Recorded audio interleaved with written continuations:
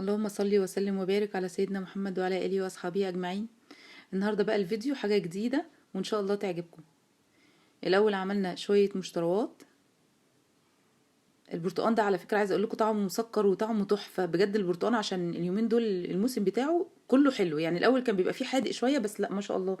البرتقال السنه دي نازل كله جميل، ونازل بستة وبسبعة مش غالي يعني. ودي بسله وجبنه فراخ وطماطم وليمون وبطاطس.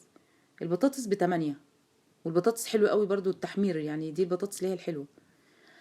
بس قلنا بقى نفصص معاكم شويه بسله عشان الطبخه النهارده بتاعتنا كلها بسله. قلنا نغير شويه، نحط شويه خضار عشان نغذي الاطفال شويه، ومش اطفال قوي يعني بس يلا. المهم انا عايزه اقول لكم ان الخضار والحاجه بجد سعرها الحمد لله، يعني ربنا يعافينا. طبعا انا هكمل بقى بقيه تفصيص البسله. ودلوقتي هقطع الصدر. هناخد الصدر دوت هقطعه كله مكعبات عشان خاطر نعمل معاه البسله نعمل بسله بالرز. الاكله دي بتبقى طعمها حلو قوي وخفيفه وسريعه، يعني في 10 دقايق ولا ربع ساعة بالكتير بتكون اللي هو يعني الوقت بتاع تسوية الرز بس. بجد ما بتاخدش وقت، وفي نفس الوقت مغذية وفيها كل حاجة مع بعضها يعني. هو زي ما شايفين هخلي الصدر خالص من الفراخ، ومش هرمي طبعا الصدر ده، هسيبه ممكن بعد كده ابقى اعمله منه شوربة ولا حاجة. اهو شايفين هنقطعها مكعبات بس تكون مكعبات حلوة محترمة كده بحيث تبقى باينة في الاكل، ما تتهريش مع الرز والبسلة. طبعا الطريقة دي كده سهلة قوي في التقطيع، لما بتقطعيها بالطول وبعد كده بالعرض بتديكي مكعبات شكلها حلو.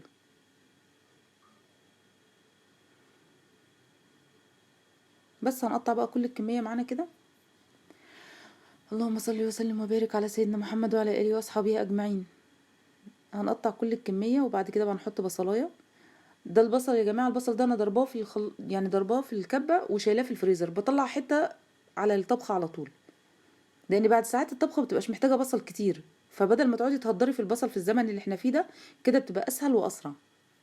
شايفين في ثانية بتفك ولا كأنك كنت جايباها من الفريزر، وطعمها عادي جدا لان انا بضربها وبحطها على طول في كيس وبشيلها في الفريزر. دلوقتي بقى نحط الفراخ تتشوح كده تشويحة محترمة. شايفين ما شاء الله كل الكمية دي صدر، والله صدر واحد بس اللي انا قطعته معاكم. هنشوح بقى الفراخ بالبصل وهنحط لها معلقة توم، برضو اللي انا بعمله اللي انا مفرزاه في التلاجة. التوم بعمله بالفلفل والتوابل وبشيله زي ما هو جاهز كده، زي ما قلت لكم قبل كده. اهي دي نص معلقة توم اهي. لو انت مش عايزه طعم التوم يبان قوي في الاكل بتحطيه بعد البصل بشويه، لو عايزاه يبان بتحطيه مع البصل. بعد كده بقى انا غسلت البسله وطبعا عملتها. حطيت البسله هديها برضو تشويح. انا بحب الاقي البسله يعني زي ما تكون اتحمرت كده في السمن، وتلاقيها اتنفخت كده شويه عشان تدي طعمها وتبقى طعمها حلو ما تبقاش طعمها وحش. هسيبها بقى لما تتحمر براحتها. اهي شايفين ما شاء الله، بصوا يعني تعتبر داخله على سوا كمان مش اللي هو. اهي شايفين كده هي متحمره، البسله والفراخ والبصل والثوم. هنغسل بقى الرز وهنحطه.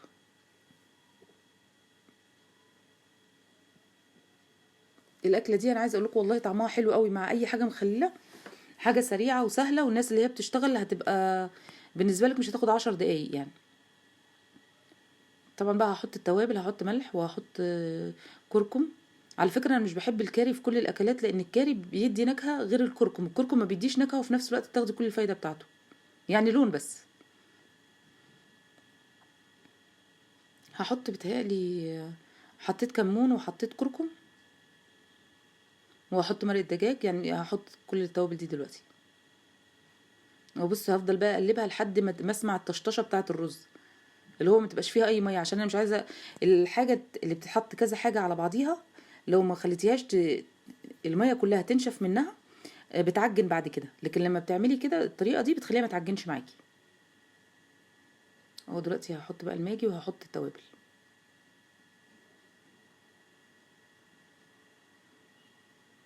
طبعا انت لو ما حطيتيش الماجي في الاول وسيحتيه يفضل ان انت تفركيها خالص عشان خاطر ايوه يعني شايفين انا مش هخلي فيه اي حاجه، لان لو استنت حته كده على جنب ممكن بعد كده تيجي في المعلقه مع حد من اللي بياكلوا ولا حاجه، جوزك ولا ولادك، هتبقى مش ظريفه يعني.